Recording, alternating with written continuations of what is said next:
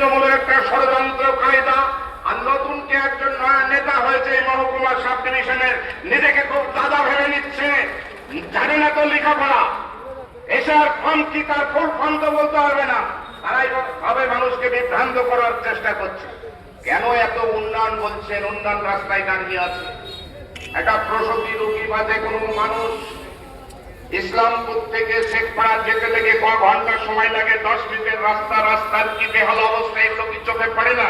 সেই দাবিটাও হানিফ ভাইকে বলবো আজকে বিডিও অফিসে এক করতে হবে। যেটা বলছিলাম, বন্ধুরা আপনারা জানেন যে আমার নেতা রাষ্ট্র নেতা রাহুল গান্ধী এই ভারতবর্ষের বুকে সর্বপ্রথম ভোট চুরি এবং